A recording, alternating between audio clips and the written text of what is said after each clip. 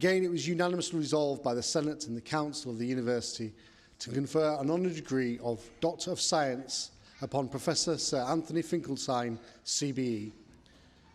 Professor Apostolisis Vordas will present the candidate. Thank you.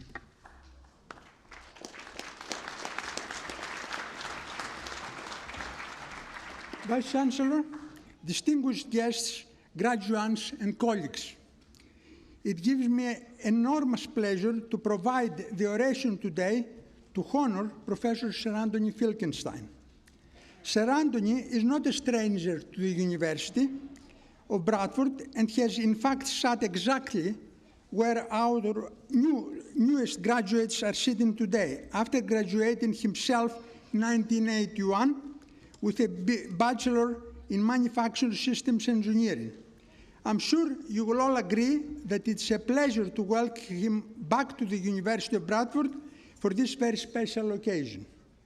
Sir Anthony is currently the president of City, University of London, where he is committed to delivering education and research which is deeply informed by and engaged with practice. He has been the head of the Department of Computer Science and the professor of Software Systems Engineering at UCL, having an active interest across computer science and all aspects of the development of complex software systems. Sir Anthony served as a chief scientific advisor for national security to the UK government. In this role, Sir Anthony ran a large national security-related research program looking at how science and technology provides opportunities for our national security.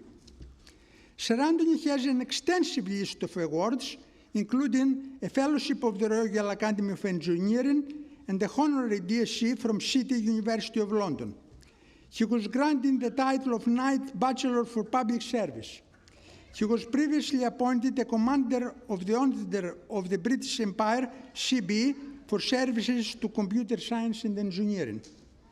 He is a Fellow of the Institution of Engineering and Technology, IET, and the British Computer Society, BCS, and he has been active in serving on numerous boards and committees. He received the Oliver Lodge Medal of the IET for achievement in information technology. Sir Anthony has served on numerous editorial boards, including that of ACM and IEEE, and was founder editor of Automated Software Engineering. He's also chaired and presented keynote talks at numerous international meetings. He was general chair of the International Conference on Software Engineering. He has served twice on the Council of the Engineering and Physical Sciences Research Council, EPSRC. He has served on the UK Research Excellence Framework, REF, panel for computer science and informatics, and prior to that, to the Research Assessment Exercise, RAE. Over recent years, Sir Anthony has continued to demonstrate his support for the University of Bradford in several ways.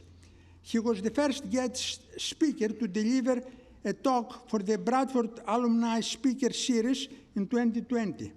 For the University Challenge fans in the audience, you will also recognize Sir Anthony as part of the winning team for the University of Bradford in the 2021 Christmas special.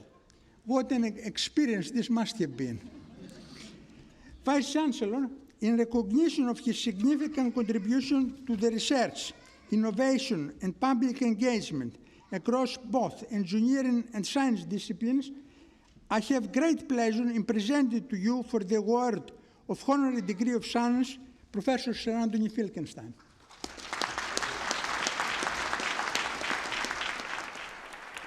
Wow.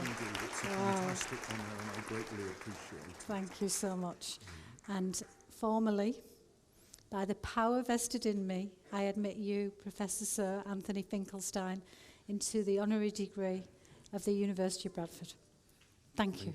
Thank you very much indeed.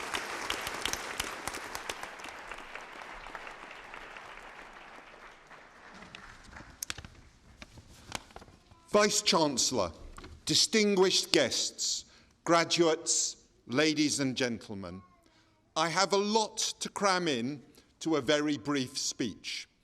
And, as all you graduates know only too well, brevity is not always the strong suit for professors. So, first and obviously, thank you. Thank you so much to the university for this signal honour. There is clearly nothing much better than receiving recognition from your alma mater. I'm truly appreciative, though I must admit to being a little jealous that Ailey gets to be a Doctor of Engineering and I get merely to be a Doctor of Science. Still, Hogwarts have sent me the robe, so that's okay. Bradford gave me an education second to none. I was probably an odd student, a very geeky Londoner, lacking in experience of the world, impractical, driven by a set of eccentric personal interests. Bradford grounded me, gave me a superb technical foundation alongside the skills to pursue an engineering career in which I have had the good luck to find some success. I owe a particular debt to the inspirational late Professor John Parnaby, who established manufacturing systems engineering here and with exceptional foresight developed a cadre of ambitious engineers equipped with skills in modelling, computing and systems.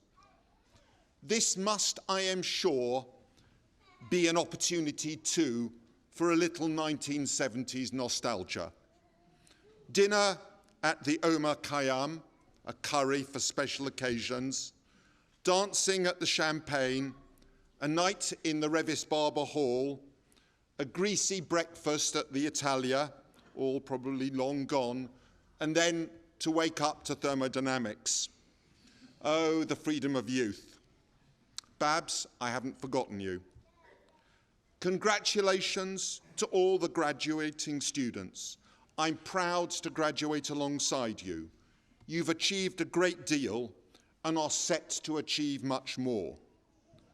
I'm also going to direct my further congratulations to the parents, to the partners, to the children, family and friends, all of those who've supported the graduates through their studies, through the late nights, the exam nerves and the last-minute essay panics. It's been a long, difficult, and let's be honest, expensive process. And you can feel a justified sense of relief. Justified, ladies and gentlemen, but wholly unrealistic.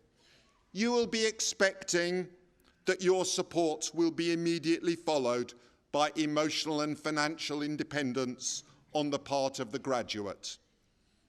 If so, dream on. Nonetheless, this is a major staging post and it's a good excuse for a party. Finally, I have been asked to offer some advice garnered from my career. I certainly have an extensive back catalogue of personal mistakes that I could draw on. Today, however, seems like an opportunity for something a little more positive.